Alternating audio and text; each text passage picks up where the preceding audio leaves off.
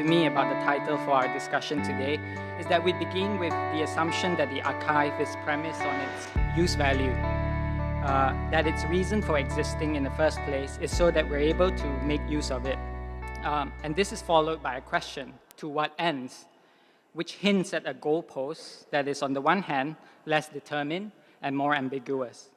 Not only does the question opens up the possibility that the archive serves different purposes, or the goals in which we engage with the archive points to very different outcomes, my sense is that we're attempting to figure out the ends in our use of the archive.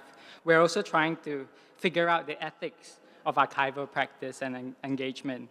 So in what way then can we redeem the archive from a singular and one-dimensional kind of definition of what purpose does the archive serve? So Farah is here to share with us her trajectory as an archivist, both in Indonesia and in taking up this new role in Singapore. Thank you, Farah. Thank you, Simon.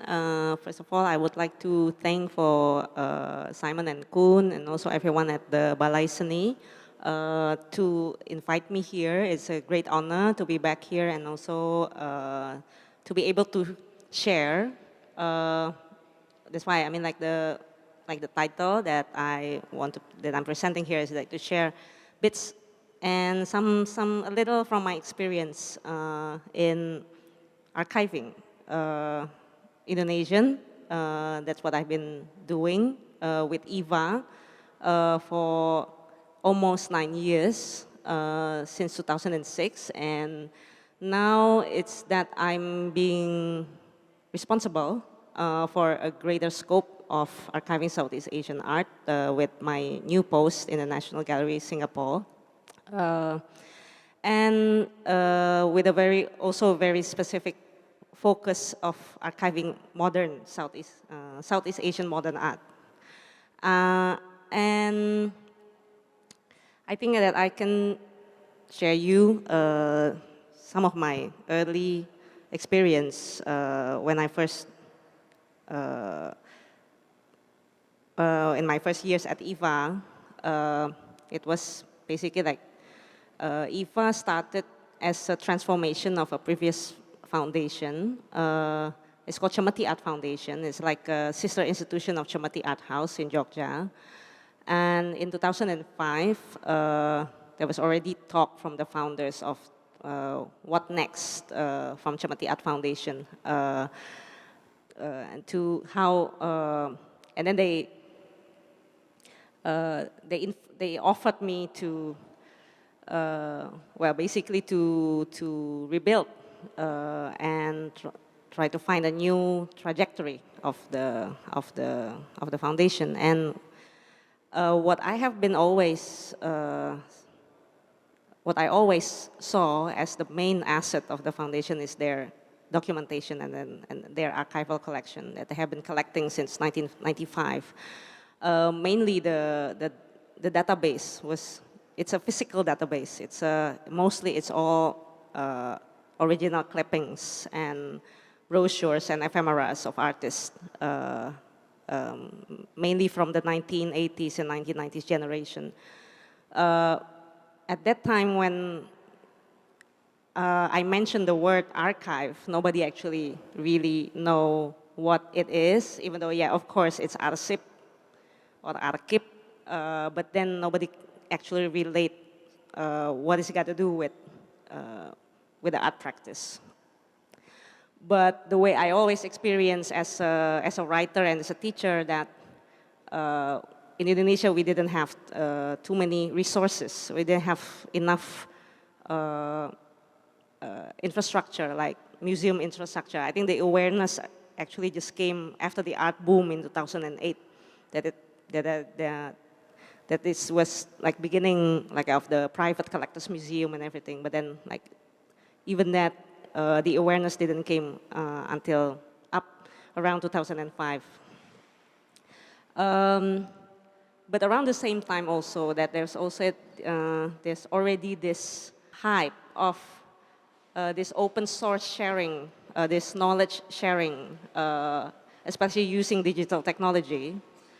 So the idea, the initial idea of EVA was to build this digital repository of Indonesian visual art, so that it can give more references to the general public, mainly for educational purpose and for research purpose. And it took us around, actually then it took us around probably 4 years or 5 years afterward that we could come up with a proper online digital platform, because it was all very DIY, and we could not afford a very proper museum software, just like what Smithsonian have, or other, even probably like what Asia Art Archive have. But yes, with the help of this growing IT infrastructure and also independent initiative of the like new technology, and then hackers and everything, that we could eventually come up with our with our own version of archival repository that now still on with the address archive.ivaa-online.org. That is part of the just sharing of part of the main activity that we did at EVA. So that is actually the core of the archiving task that we struggled to build. This actually like the technical database part of archiving, that somehow when now that people start to become aware of what is the most important part of, I mean, like about how important archiving is. It's not only about collecting materials, but also how to build this database system, actually. That is probably the hardest part of the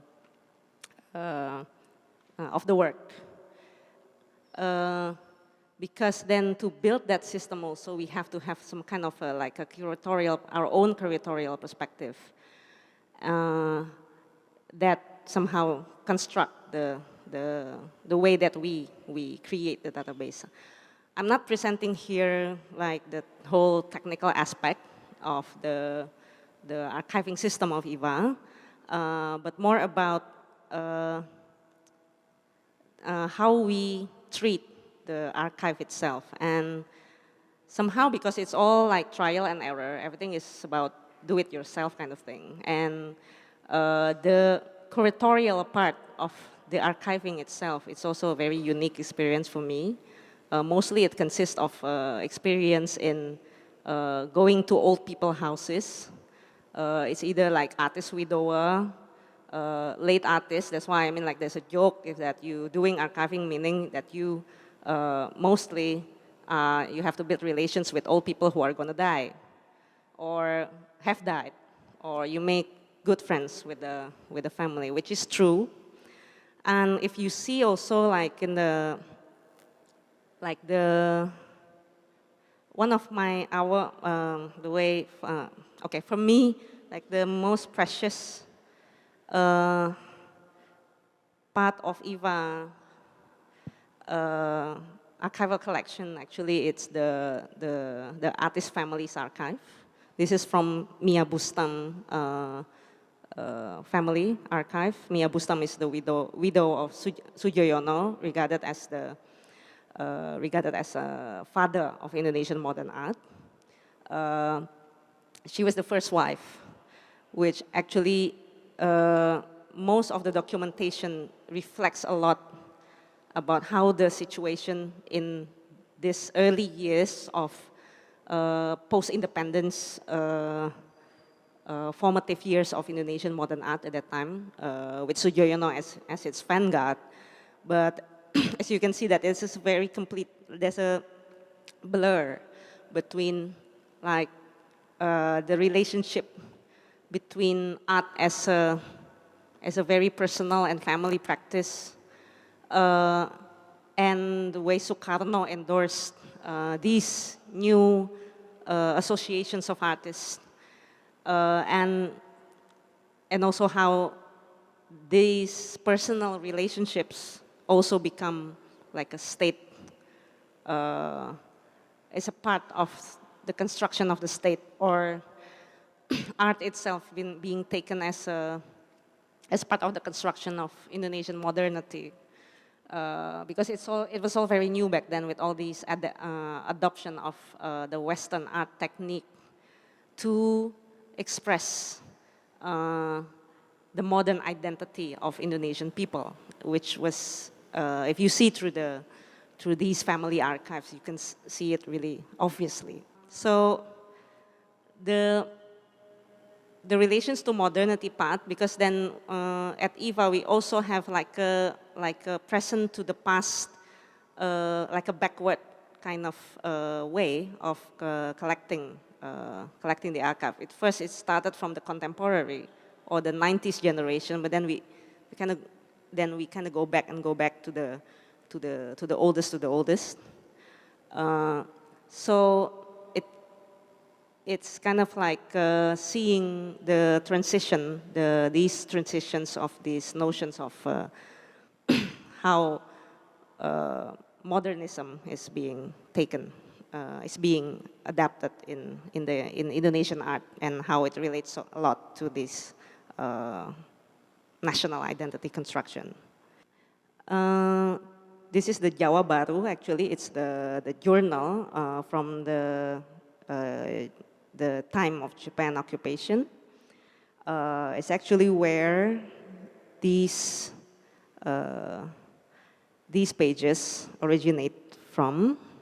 It's actually a documentation of the artists like Sujoyono, or the pioneers of the Indonesian modern art, that when they were trained at the Keimin Bunkasi Dosho, that was documented in the Jawa Baru magazine. This is actually the new version, or the revamped version of the Jawa Baru.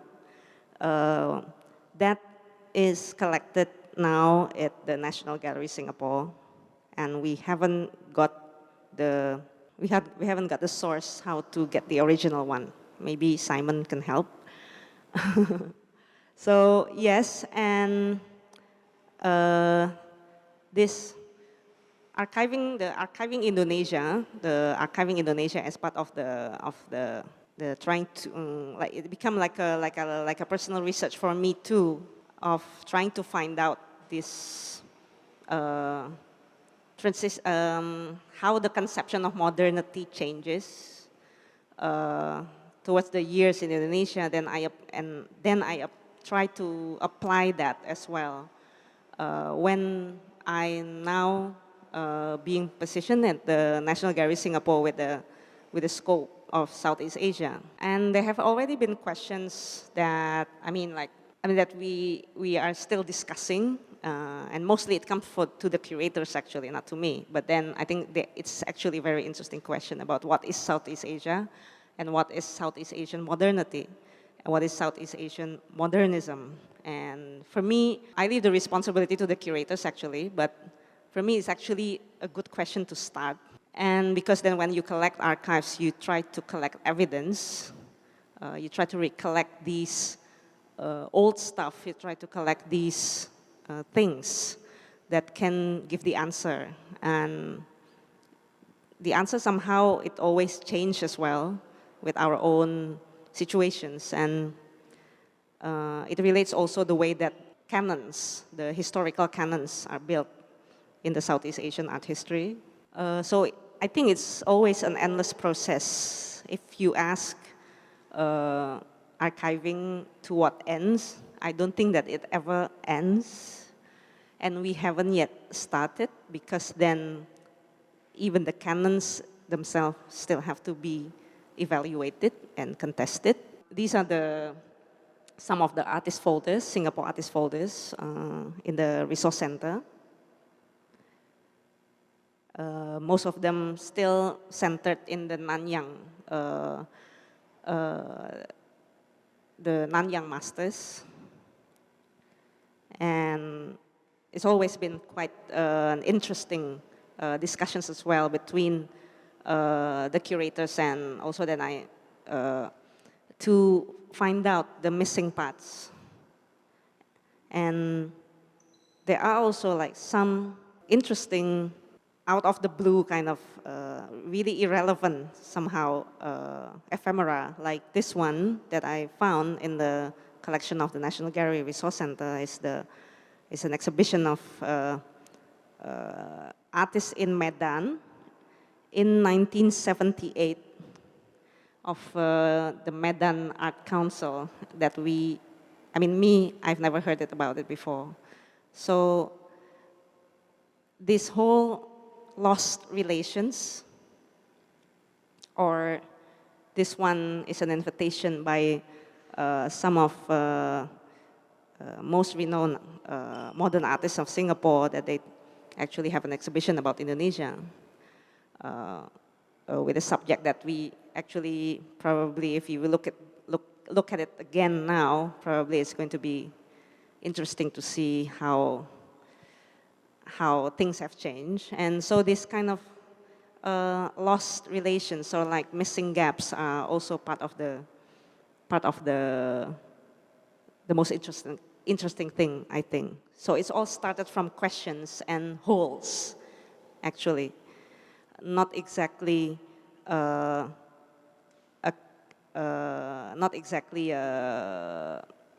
glorification kind of thing, but it's actually about filling up holes. And I think, yeah, it's an endless process.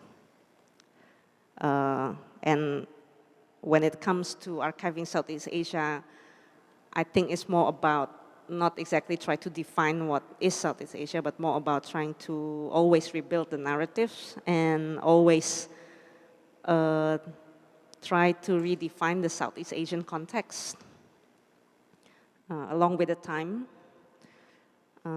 These are part of our project, digitizing the scrapbook of Miss Purita Kalau with the KL Foundation in Manila, and the catalogs of Singapore art societies. So yeah, so I think that now it's like when I'm with this new responsibility, I think it's a good. It still come back to the same position of always starting with questions and holes. That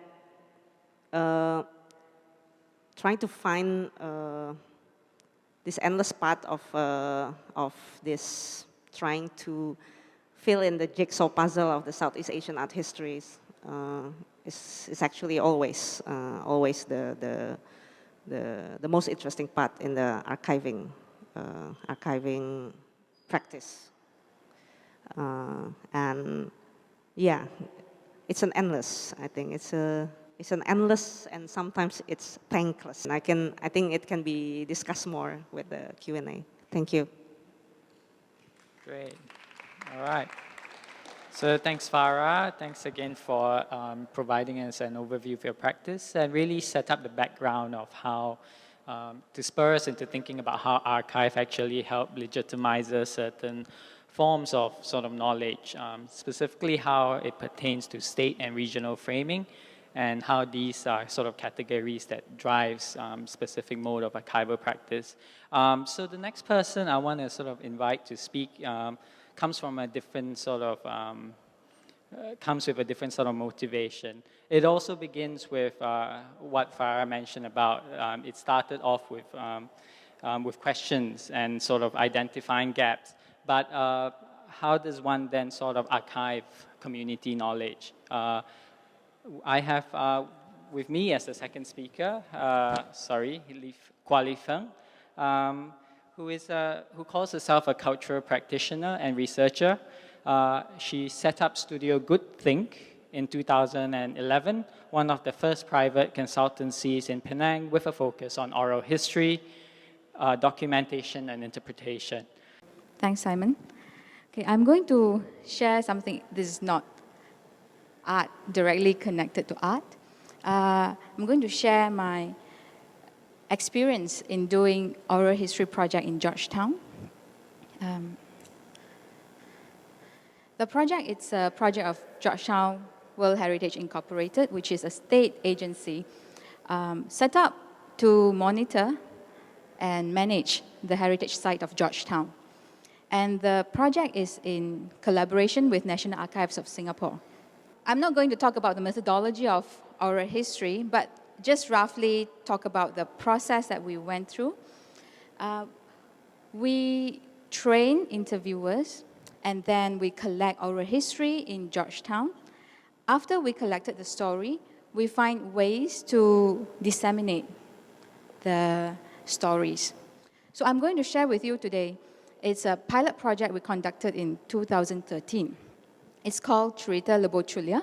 It is called Cerita Lebo Chulia because we only concentrate on one street, one particular street in Penang, called Chulia Street.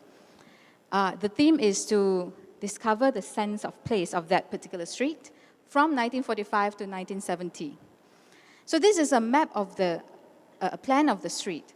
It's about 1 kilometer long, and it's a very special street because on one street, you can divide very clearly into 3 sections with different characteristics.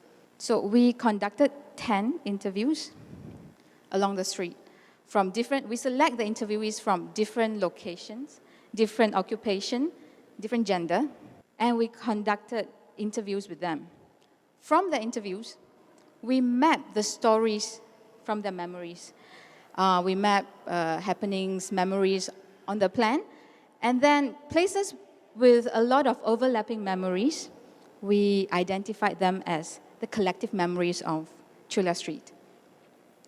So this is the process of collecting 10 stories, and we treat it as our first archives or first oral history collection, the 10 stories.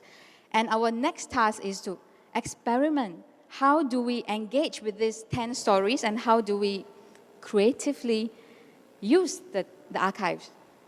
So we created an event, a 9-day event along the street, and experiment with different outputs. One of which is a short video, which we call Cerita TV. Sorry, I cannot play the TV for you because I think the Wi-Fi here is not really working. So after we collect, we engage external party to do this short video, and we screen it at local coffee shops for 9 days. Response was really overwhelming to the extent that the coffee shop refused to screen it during busy hour because they cannot conduct business. So, and then the second output we call Cerita Moments. They are essentially life-size cutouts. We identified 10 collective memories on Chulia Street, and we installed these cutouts at the location where the memories happen. So we engage artists to draw out the memories and to place it at the location. Another output is comic book. We use artists to draw out the 10 collective memories and create it in a small booklet of comics of Chulia Street. And we give this comic book for free to the local residents. We also found that the oral history content is very useful to create walk or guided walk. So we engage tour guide to use our collection and to develop a tour, a 2.5-hour tour to walk along Chulia Street and visit 1 or 2 stores along the way. The anchor of the whole event was an exhibition hall, which we call living room.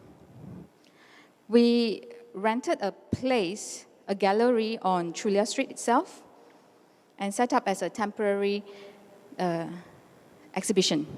So we display artifacts, old documents, old photographs, loaned to us by the local residents.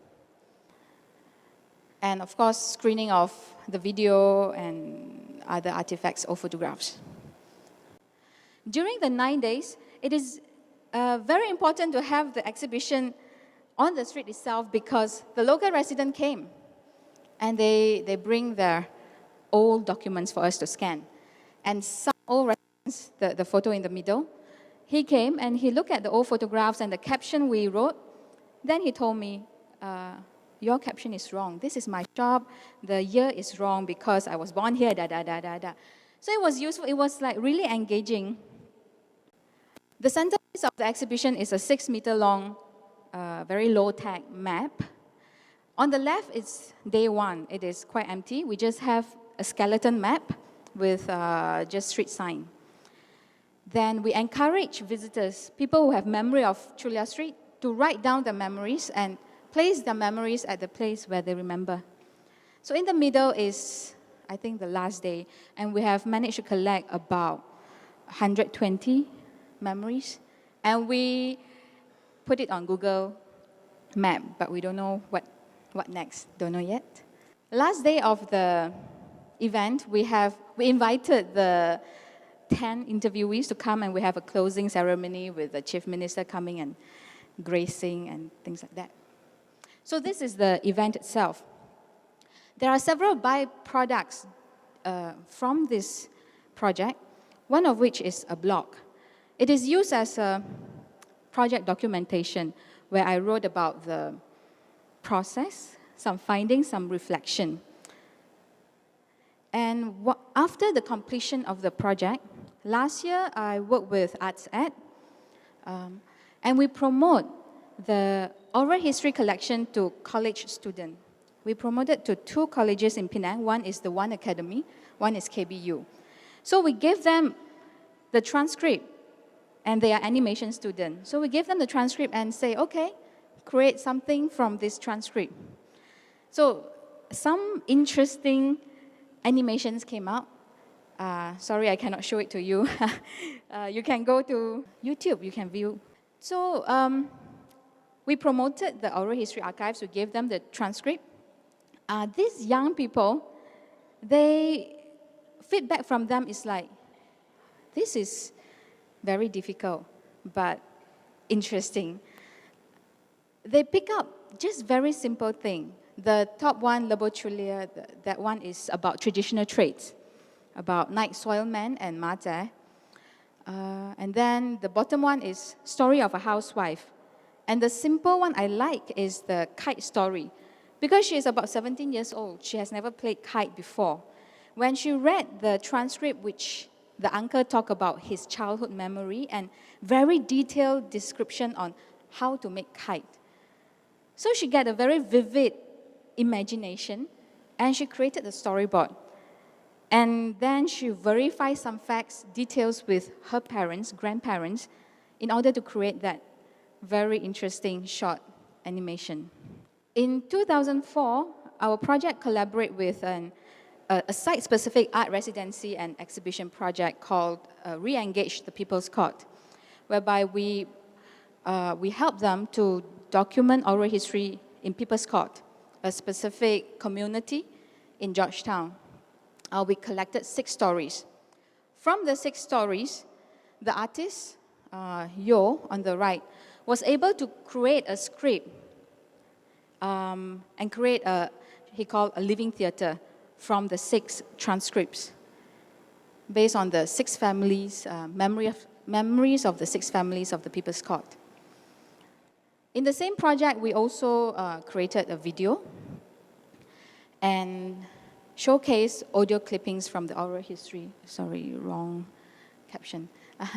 Audio clippings from the oral history project. Okay, so this is just a simple sharing of what we have done in Georgetown. I think in the context of this discussion, from 2013 till 2014, we interviewed about 50 people in Georgetown, and the collection is 50 now. Just 2 years, we lost many potential interviewees because of eviction, people moving out, people dying. And from the 50, we lost few last year, this year, because they passed away. In terms of art archives, I think what Fugana Art did with Ismail Hashim show is Ismail Hashim project is very noble. It's really a tough project. I think it's timely to start documenting oral history of the pioneer artists who are still alive before they pass away, really. So thank you so much, Li Feng, for sharing with us your practice. And of course, sometimes when we sort of talk about histories are not just about, community, about capturing a specific moment in time. Histories can also be quite sort of contentious and political. And of course, our last speaker for this afternoon needs Fahmi Reza, and is here to share with us a bit about his practice leading up to his involvement with the Pusat Sejarah Rakyat. Fahmi? Okay, terima kasih Simon. Izinkan aku untuk cakap dalam BM. Okay, hari ini aku nak kongsi pasal beberapa projek je lah yang lahir daripada eksplorasi aku dengan sejarah dan juga dengan arsip sejarah. 13 tahun dulu, pada tahun 2002 aku jumpa sebuah buku yang tarik minat aku dengan sejarah. Masa kat sekolah aku benci sejarah lah. Aku rasa kebanyakan kita lepas belajar sejarah kat sekolah memang tak suka sejarah. Samalah, ya. Tapi tahun 2002, 13 tahun dulu aku jumpa buku ni. Buku ni bertajuk Merintis Jalan ke Puncak, ditulis oleh seorang tokoh nasionalis kiri yang bernama Ahmad Bostamam. Bagi yang tak kenal Ahmad Bostamam, dia pengasas Parti Kebangsaan Melayu Melaya, pemimpin Angkatan Pemuda Insaf dan juga Parti Rakyat Melaya. So buku ni keluar tahun 1972. Isi kandungan dia menceritakan tentang pengalaman dia lah. Kisah pengalaman dia terlibat sama dalam perjuangan kemerdekaan lepas tamat Perang Dunia Kedua. Tapi kisah-kisah perjuangan yang dia cerita dalam buku ni adalah cerita-cerita yang you tak dapat jumpa dalam buku sejarah. Ya? Dan dalam banyak-banyak cerita yang diceritakan, bab yang 22 ni yang aku paling terkejut bila baca lah. Seluruh buku ni buat aku terkejut. Tapi bab 22 ni yang paling terkejut. Tajuk dia ialah Hartal, Kemuncak Perjuangan Putra EMCJA. Aku terkejut sebab buku ni first time aku dapat tahu pasal hartal. Bagi yang tak tahu, hartal ialah mogok umum, satu bentuk protes, satu bentuk demonstrasi politik. Dan menurut Ahmad Bostamam dalam buku dia, hartal ni ialah kemuncak perjuangan gerakan kiri untuk merdeka lepas tamat Perang Dunia Kedua. Ya. Dalam gabungan Putra EMCJA, Pusat Tenaga Rakyat dan All Malaya Council of Joint Action. Dan juga menurut Bostamam, hartal ni ialah dalam sejarah negara kita adalah antara salah satu dan mungkin yang demonstrasi politik terbesar dalam sejarah negara kita. So satu peristiwa yang penting lah ya, hartal ni yang berlaku pada tahun 1947, 20 Oktober. Tapi aku fikir balik masa dekat sekolah aku tak ingat pun ada belajar pasal hartal. Tak ingat pun ada belajar pasal Putra MCJ. Macam pernah dengar nama dia tapi tak tahu ni pertubuhan apa ni kan. So aku pergi cari balik rumah mak aku cari balik buku sejarah aku. Ini memang buku sejarah aku tahun 90-an ya. Aku tak adalah muda sangat ya. So buku sejarah tingkatan 3 aku buka balik kan. Tengok-tengok ada satu perenggan lah ya, beberapa perenggan pasal EMCJA Putra. Ya, dan di perenggan akhir dia, ya dikata pada bulan April 47, EMCJA Putra telah mengemukakan perlembagaan rakyat. British telah menolak perlembagaan itu. Ini perlembagaan rakyat aku tak pernah dengar.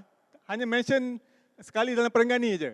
British telah menolak perlembagaan itu kerana British tidak mahu bekerjasama dengan golongan kiri yang diperalat oleh komunis. Oleh itu, EMCJ Putra melancarkan hartal di seluruh tanah air kerana membantah tindakan British itu. Dewan Perdagangan Cina turut menyertainya dengan menutup kedai-kedai pada hari pelancarannya itu. Sebenarnya hartal ini tidak banyak meninggalkan kesan. Hartal gagal dilancarkan di Perlis, Johor, Kelantan dan Terengganu. So ini dalam buku sejarah, ya, ini je yang kita belajar. Pasal hartal, pasal perlembagaan rakyat. Bagi yang tak tahu, perlembagaan rakyat is perlembagaan pertama yang dihasilkan oleh daripada rakyat sendirilah kiranya, ya, tapi disusun oleh gerakan kiri masa itulah ya, pada tahun 47. So jadi bila aku baca buku Bostamam dengan baca balik yang buku teks ni, ini dua perspektif yang berbeza lah.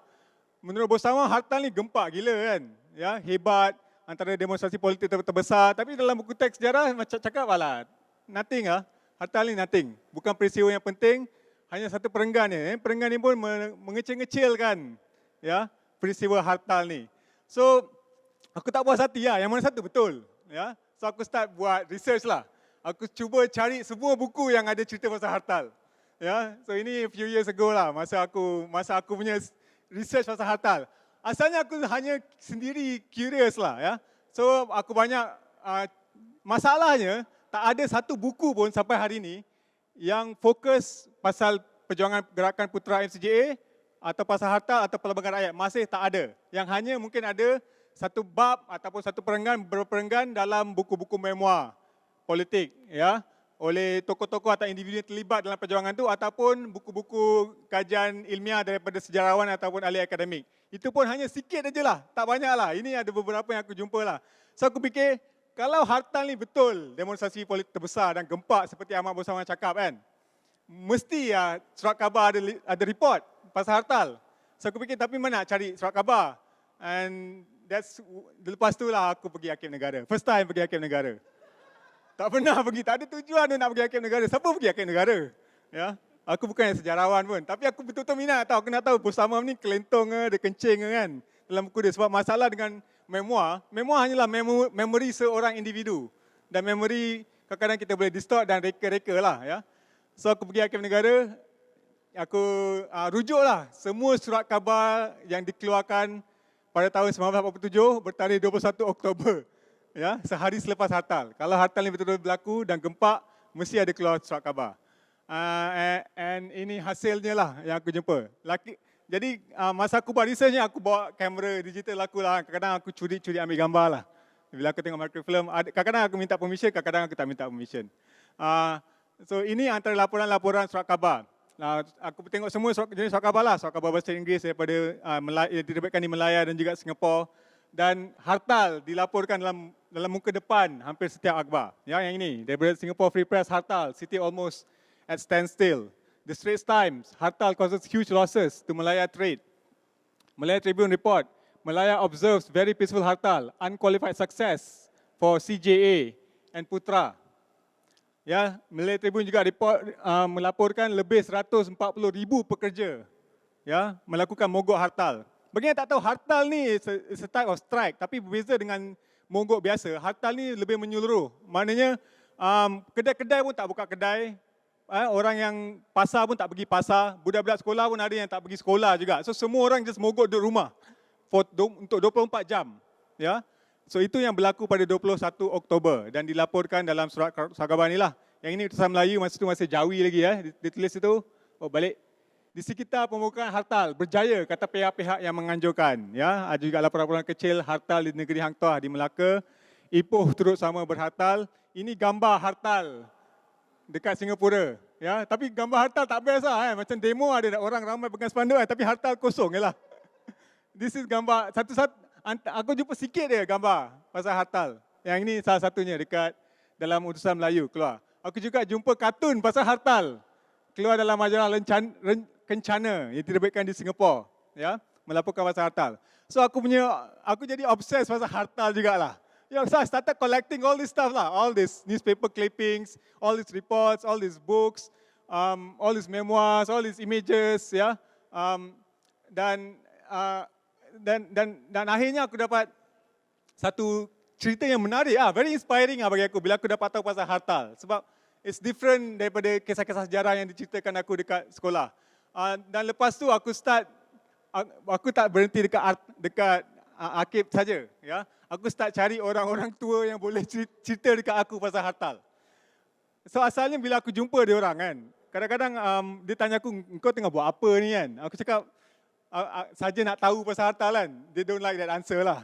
Ni siapa budak ni saja nak tanya aku pasal hartal kan. That's when aku bagi alasan lah. The next person aku jumpa dia tanya, so kamu nak interview, nak tanya soalan ni sebab apa? Aku cakap mungkin nak buat filem. Tapi asalnya alasan aja. I just wanted to give an excuse supaya dia nak cakap dengan aku. Ya. Tapi akhirnya lepas aku cakap dengan ramai orang, aku fikir, this is a very interesting story. Ya. Walaupun ni sejarah, tapi sejarah adalah stories lah.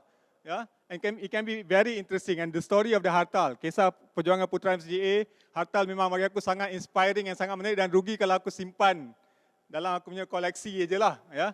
So that's when in 2007 dengan bantuan kawan-kawan aku dan dana daripada satu NGO nama Komas, aku bikin satu dokumen. Akhirnya jadi betul lah filem tu. Ya. Tapi very DIY, no budget dokumentari yang bertajuk 10 tahun sebelum merdeka. Cerita dokumentari pasal hartal lah. Siapa yang pernah tengok dokumentari ni? Ada juga yang pernah tengok lah ya, dokumentari ni. So kalau korang yang dah tengok lah kan, dalam dokumentari aku interview lah. Dalam banyak-banyak aku interview 5 orang ni akhirnya setuju untuk dirakam temu bual dia. Dan dalam dokumentari ini aku gunakan bahan-bahan arkib yang aku jumpa tadi. Ya. Ini satu klip daripada filem dokumentari 10 tahun Merdeka. Aku saya bawa Keratan Akbar pergi kepada pakcik-pakcik dan suruh dia baca Keratan Akbar pasal hartal. Ini klip dia. Putra and the All Malay Council of Joint Action are calling a Malaya-wide hartal on October 20th, the day on which the British Parliament will debate the revised constitutional proposals.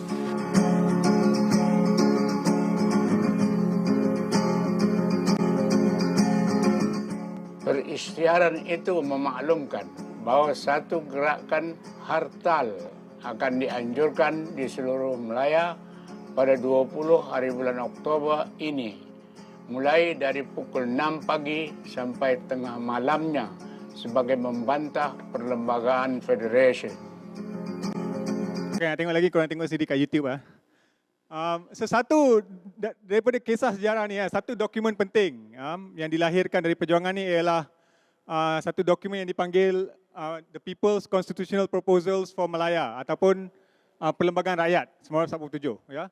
Lepas Malay Union, British dia tukar Malay Union jadi Persekutuan Tanah Melayu, lahirkan satu perlembagaan baru, Perlembagaan Persekutuan Tanah Melayu. Ya.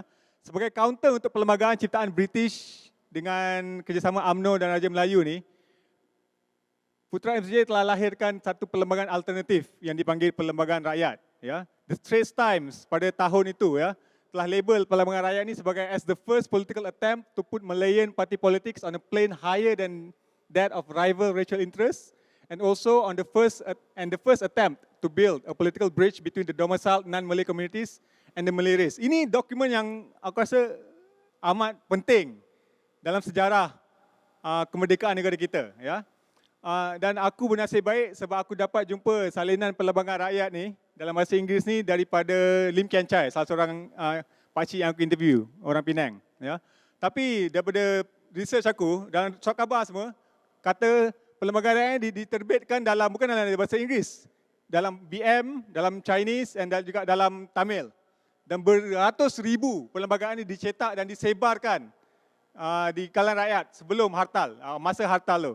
So aku dah jumpa yang versi English ni, tapi aku curious nak tengok yang versi BM ni dan versi Chinese dan Tamil yang lain lah. So sekali lagi aku pergi balik arkib lah. Ya, kali kedua, bukan kali kedua, kali banyak kali aku pergi lah. Ya. So aku pergi arkib untuk cari Perlembagaan Rakyat. Ya. Bukan saja arkib negara tak ada Perlembagaan Rakyat versi BM, versi Inggeris pun tak ada. Seluruh ada dua je kemungkinan. Sama ada dia ada dan tak nak bagi aku tengok, atau tak nak bagi kita tengok, ataupun dia memang tak ada. Tapi aku rasa kemungkinan yang kedua yang sebenarnya lah. Ya. Walaupun beratus ribu Perlembagaan Rakyat dicetak dalam berbagai bahasa pada tahun 1947, tapi Arkib Negara Malaysia tak simpan satu keping pun salinan Perlembagaan Rakyat. Mereka juga terbitkan banyak poster dan banyak risalah sebelum hartal itu. Hakim negara tak simpan satu keping pun. Ya, bila aku tanya orang yang bekerja kat sana pasal hartal, aku tengah buat research pasal hartal, dia tak boleh bagi aku bantuan, dia suruh aku cari sendiri. Ya, nasib baik ada surat khabar lah. Ya, dan jadi kebanyakan bahan-bahan yang aku gunakan dalam dokumentari itu dapat daripada surat khabar. Dan lepas aku buat 10 tahun sebelum merdeka, aku dapat banyak email. Orang hantar aku email minta aku satu salinan Perlembagaan Rakyat. Daripada students, kadang-kadang researchers yang minta aku salinan sebab aku rasa dia orang pun pergi arkib dan tak jumpa Perlembagaan Rakyat dekat sana. So akhirnya aku fikir aku ada dah collect banyak stuff pasal harta, so aku fikir aku nak kongsikan. That's when in 2010 aku set up this thing yang aku panggil Hartal History Archive. Ya, dengan bantuan dana daripada Christian Jit Astro Fund, a small grant, aku bikin this archive lah. Aku digitizekan semua dokumen-dokumen yang aku jumpa, gambar-gambar yang aku collect dan juga video-video interview yang aku dah buat dan aku masukkan dalam arkib ni. Sekadar untuk berkongsi pasal sejarah ni. Sebab aku fikir kalau arkib negara tak nak simpan bahan-bahan sejarah pasal hartal, apa kita nak buat? Ya, so kita buat sendirilah. So that's when aku buat my own DIY archive lah. Ya, aku fikir online or digital archive is the best way to share this material lah. Ya. Tapi kalau you Google sekarang, archive ni sekarang ni offline sebab tak ada dana untuk teruskan. Tapi hopefully akan naik semula. Nanti. Ya. So aku rasa pengalaman aku melalui projek ini, ya, aku rasa mendidik aku tentang perbezaan antara official history dengan alternative history. Ya. So apa yang kita belajar kat buku teks tu adalah official history, ya, the mainstream narrative of the struggle of independence dekat negara kita. Kisah-kisah pasal tokoh-tokoh dan orang-orang besar lah, yang inilah. Ya. Tapi melalui filem 10 tahun sebelum merdeka, aku cuba mengetengahkan atau menceritakan the unofficial ataupun the alternative history to counter the official narrative ataupun untuk mengisi ruang-ruang kosong yang dilupakan, dipinggirkan, dipadamkan daripada naratif rasmi perjuangan negara kita. Ya, tapi soalan dia, adakah arsip negara adalah hanya tempat untuk simpan bahan-bahan bersejarah yang berkaitan dengan sejarah rasmi negara ke? Ataupun patut merangkumi semua? Satu lagi projek yang aku buat, ya, tahun 2009, bila aku jumpa buku ni, ya, yang bertajuk Mahasiswa Mengugat. Buku ni ditulis oleh seorang mahasiswa UM pada tahun 1971, menceritakan tentang sejarah gerakan mahasiswa pada tahun 1960-an. Ya, ini lagi satu sejarah, ini memang takkan masuk buku teks. Ya, sebab ini satu sudut sejarah lain. Sebab kalau saya tengok antara sejarah rasmi dengan sejarah alternatif, the focus ialah kepada political narrative.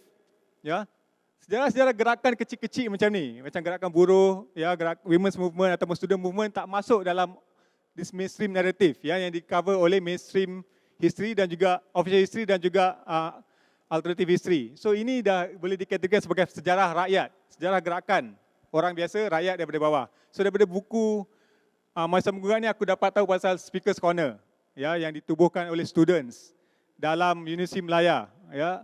Dan if you baca pasal sejarah Speakers Corner, it's a very interesting story and history, ya. Tak banyak diceritakan. Ini gambar Anwar Ibrahim dekat atas pentas Speakers Corner 1969. Speakers Corner sudut pidato Universiti Melaya melahirkan ramai pemimpin-pemimpin dan aktivis politik sekarang. Dan juga so ini aku punya new obsession lah, ya, untuk collect cerita-cerita dan bahan-bahan sejarah pasal gerakan mahasiswa 60-an. Aku start talking to individu-individu dan go through their own collection, ya, bahan-bahan yang diorang simpan, gambar-gambar personal diorang masa diorang belajar dekat UM, terlibat dalam gerakan mahasiswa dan protes masa zaman tu, ya. Aku ambil gambar dan digitizekan dokumen-dokumen, surat khabar, aku collect juga, ya. So lepas dah ada bahan-bahan ni semua, again sama macam experience 10 tahun sebelum merdeka, aku fikir aku nak buat something lah. Dan juga pada masa sama aku nak rujuk juga sejarah rasmi Universiti Melaya. So buku ni ditulis oleh Ku Kek Kim, kita punya national historian, ya. Dia tulis buku sejarah rasmi 100 tahun Universiti Melaya. And guess what? Langsung tak ada cerita pasal Speakers Corner, langsung tak ada cerita pasal sejarah gerakan mahasiswa, kebangkitan mahasiswa 60-an, langsung tak ada mention. No mention of the Students' Union dekat UM yang very active and very radical.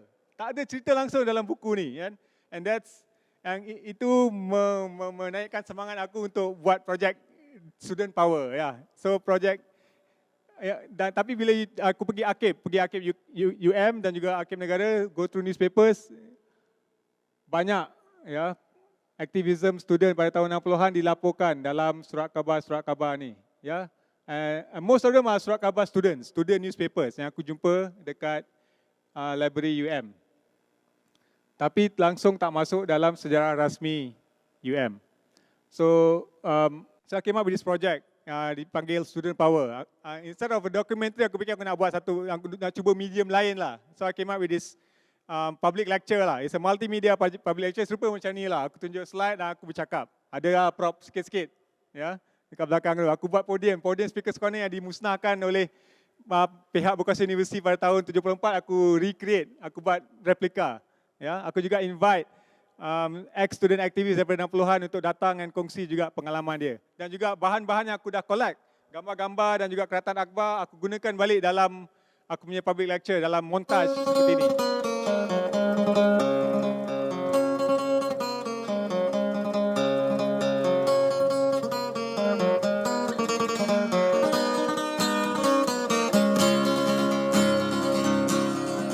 Oh, I marched to the Battle of New At the end of the early British wars, the young land started growing, the young bloods. Ya, tahun 69 untuk kali pertama dalam sejarah students dekat Malaysia ni terlibat sama dalam pilihan raya umum. So the students pada pilihan raya diorang keluarkan satu manifesto mahasiswa. And during election period, diorang tour around the country to bring their manifesto to the rakyat. Bukan nak minta rakyat untuk vote diorang dalam pilihan raya, tapi untuk ketengah kepada rakyat isu-isu penting, isu-isu nasional yang pada masa itu. Ya. So ini gambar-gambar montaj daripada student punya rally masa pilihan raya umum yang ketiga. Langsung tak masuk dalam mana-mana buku sejarah. For I stole California from the Mexican land. So aku fikir aku buat lecture ni, aku fikir UM will be interested lah. Bagus lah ada orang kan buat pasal research pasal institusi tempat diorang belajar kan. So aku approach UM ya, dan ini resultnya. Bukan hanya UM dan aku banyak student dekat universiti lain juga dapat tahu pasal lecture ni dan invite aku datang tapi diharamkan juga ya. UiTM, UIA, USM, semua tak bagi lecture ni dibawa masuk ya. Dekat UM, tapi students, yang bagusnya students dia tak give up easily. Dia banyak kali cuba bawa aku masuk ya. So an attempt in 2013 untuk bawa aku masuk in the last minute, pada hari lecture tu sepatutnya berjalan, kena cancel. So the student decided untuk buat lecture tu dekat depan pintu masuk UM. Dekat luar outdoor, terpaksa buat kat luar. Ya.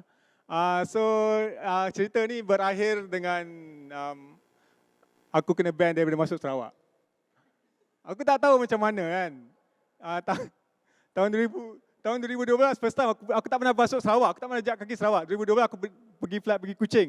Sampai Kuching, immigration tak bagi aku masuk. Aku cakap kenapa? Dia cakap you kena tanya Ketua Menteri. Ya, dia tak tahu alasan. Tapi aku kata sejak bila aku kena haramkan? Dia cakap 2010.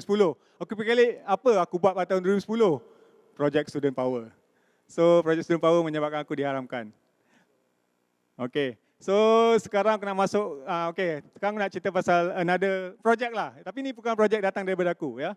Tahun 2011 ya, keluar berita kat Malaysia kini pasal this, coming soon, People's History Center, Pusat Sejarah Rakyat. Ya, menurut Pak Cik ni, ya, former political detainee dan Barisan Sosialis leader Post Sukai, much of history of the struggles has focused on the role of the political elite. We want to focus on the role of the common people, students, squatters, fishermen, farmers and workers whose role has been much neglected. Sampai bagi yang tak kenal ya, Post Sukai ialah he was a student activist, ex-student activist. He was the founding member of the Socialist Club dekat Singapore in 53. Ya, ni dan dia juga terlibat dalam Fajar trial di mana dia kena tangkap by the British authorities for sedition. Ya, dan masa tu dia punya lawyer ialah Lee Kuan Yew, tuan dia, Lee Kuan Yew. Ya, dia juga founding member of PAP dengan Lee Kuan Yew in 54. Tapi bila PAP split, ya, Post Sukai keluar and form Barisan Sosialis, ya, yang jadi pembangkang yang kuat against PAP. Tapi dia tak tahan lama. Ya, Lee Kuan Yew sedar ya kuasa, dan British juga sedar kuasa dan pengaruh Barisan Sosialis. Kerajaan Singapura dan British pergi lancarkan Operation Cold Store. Post Sukai kena tangkap dan dipenjara selama 17 tahun. Ya. So akhirnya hanya keluar pada tahun 1982.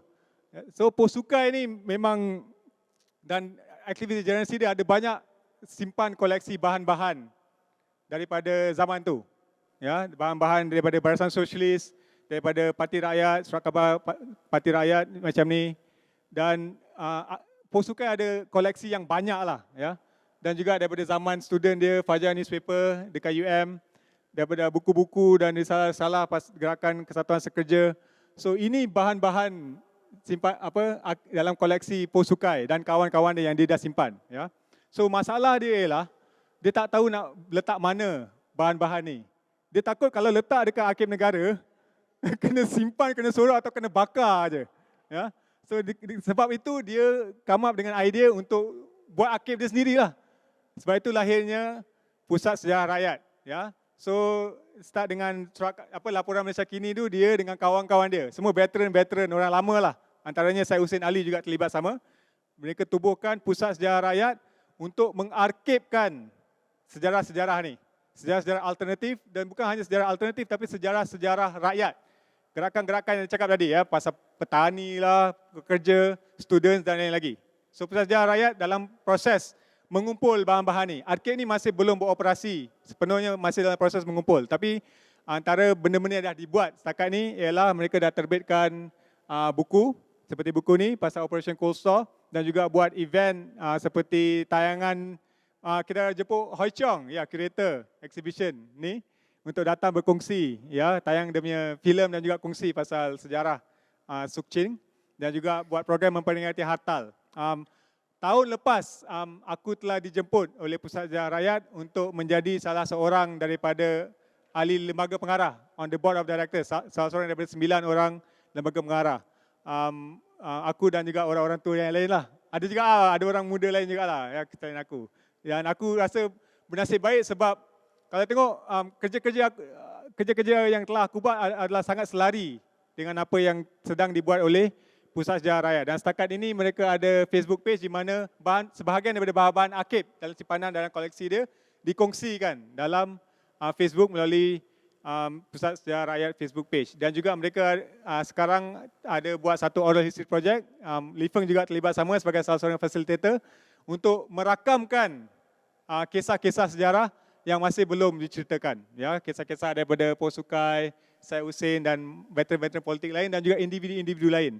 Dan aku rasa satu hari nanti objektif ataupun misi Pusat Sejarah ialah dalam perancangan ialah untuk bina satu arkib, satu perpustakaan, satu galeri ataupun museum sejarah rakyat dan juga satu auditorium. Tapi kena tunggu duit datang dulu lah. Okey, sekian, terima kasih. Okay, so we've sort of like have a really sort of broad overview of different forms of sort of archival practice, but maybe I want to sort of start off by going back to your presentation, Farah, especially your practice coming from Indonesia and now working in Singapore. How are these two institutions different in the way they approach the archive? Because obviously with the National Gallery of Singapore, what they seem to be doing is like they're really trying to professionalize archive practice by putting all these copyright sort of laws into place, securing sort of intellectual rights and acknowledgement and things like that, conforming very largely to international sort of standards. Whereas in Indonesia, and I have used your archive before, it's more free and easy and a lot more gampang lah, right? So how do you as a sort of archivist? Okay, I want to go back because I don't think that I, explained clearly why. Well, I mean, like when I mentioned a bit about the archiving practice as building our digital repository at IVA, I mean, it's actually what I want to point out is that somehow there are two ways of archiving practice that somehow, I mean, like, this is based on my experience as well. I mean, I'm not saying that this is definite, but when people talk about archive, is like now it becomes a bit like a buzzword, and which is good. That we're happy, you know, we're happy that there are more awareness of about how archive is being taken as a and probably as still not really as important as artworks, but it's getting there as a complement, as a pair of the artworks to be something that has to be acquired and has to be collected as well. Which is, I mean, like we both at IVA and at the NGS, I always support that. Because basically that's what I do. But then I think there's always two ways of seeing it. Like one is about archiving practice itself, that somehow there's always, I still have, what I always want to underline, that it's still a librarian job.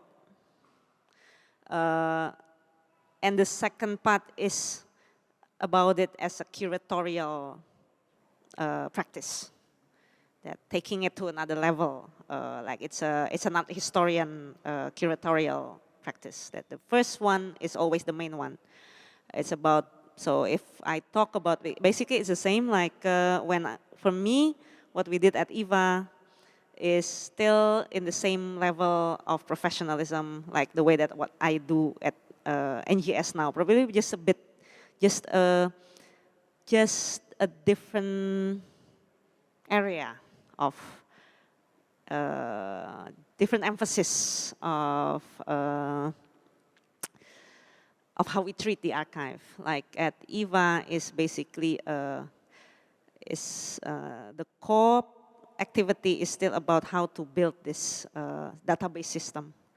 That sometimes it's what, and also here at NGS as well, it's like at NGS, back at EVA, we have to do this, we have to work on and create this DIY like Fahmi also did, because then it's the cheaper way. The IT or this whole online digital platform is still quite a very, it's a luxurious thing. But we can go the hacker's way or the open source way. But then it took us 4 years to come up with a proper, because then it's still like, if you talk about archiving, and I'm from the position of I'm running an archiving institution, it's still about a librarian job. It's the whole cataloging, it's a whole database, it's creating a system that you can search the data. It's still the core. Yeah, that's why I always emphasize this.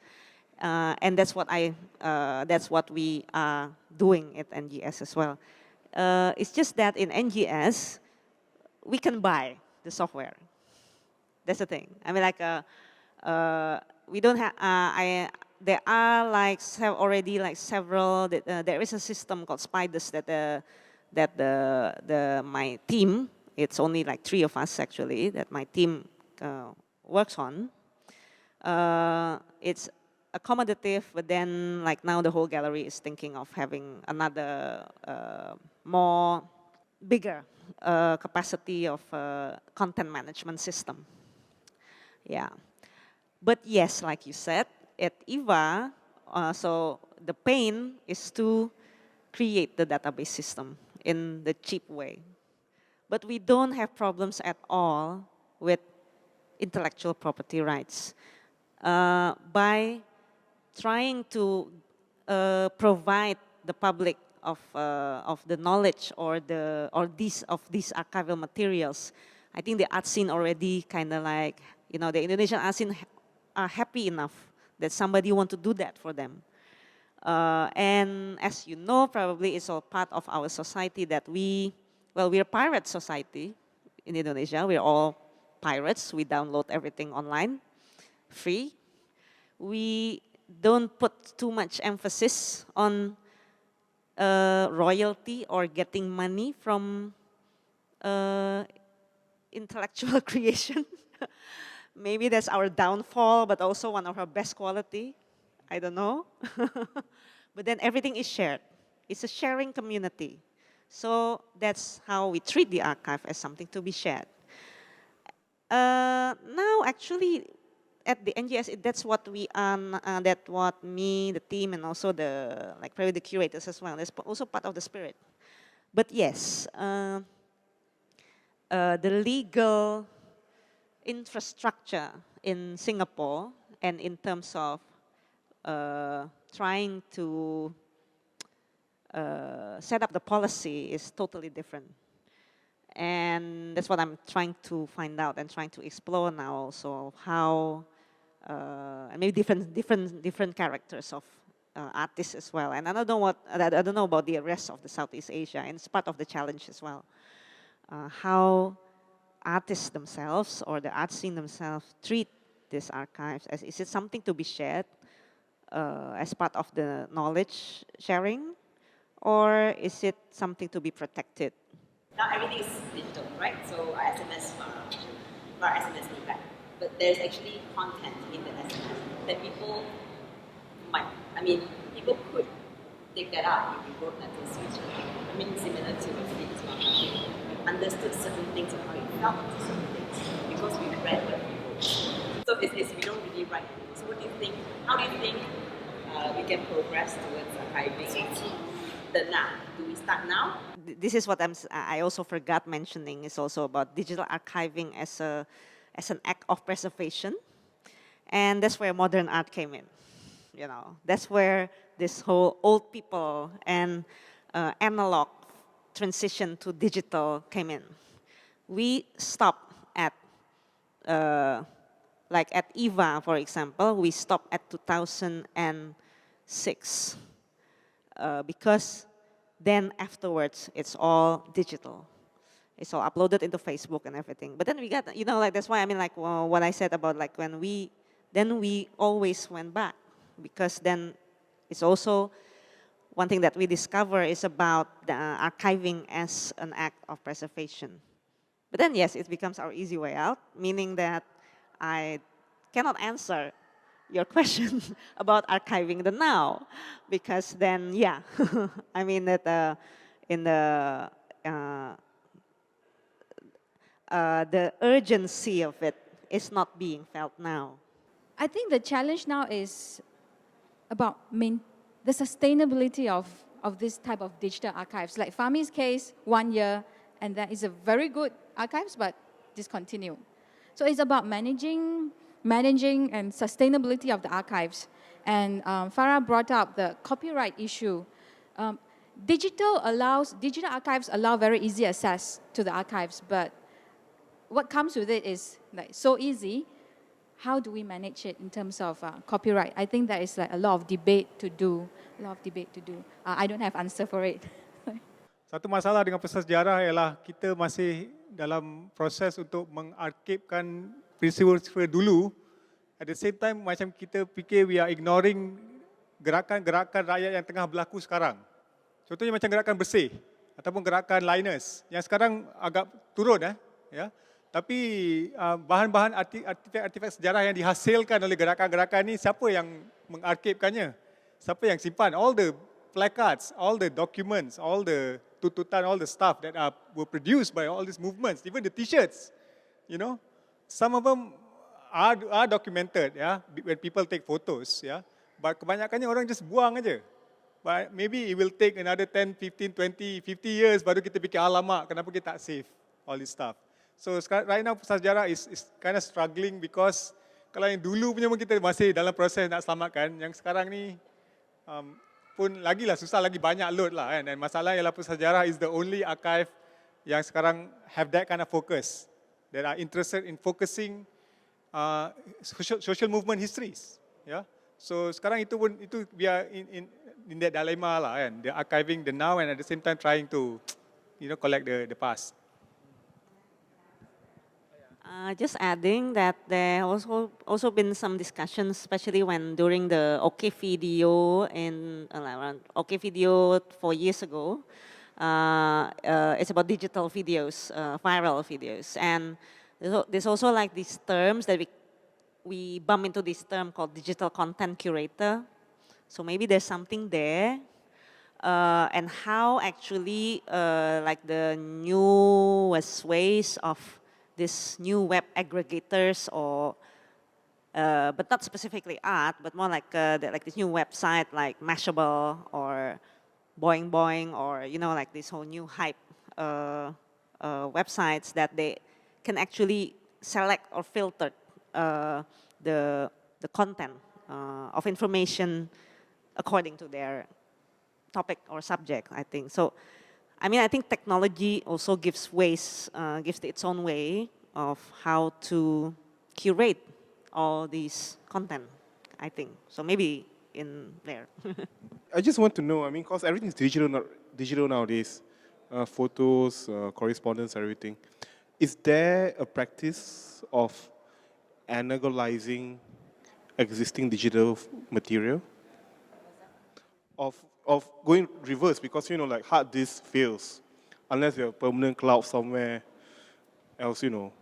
I mean, like my hard disk, I've archived my works, and I go back to hard disks at like 5-6 years ago, and they are kind of failing on me right now. Unless you continue perpetually, you know, like move things around. But is there actually a practice of, you know, making the original digital content analog as a form of archive?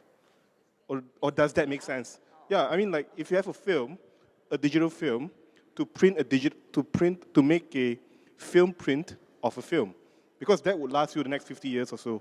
if kept in proper condition. Whereas in a hard drive, at best in my MO drive, it lasts you 30 years.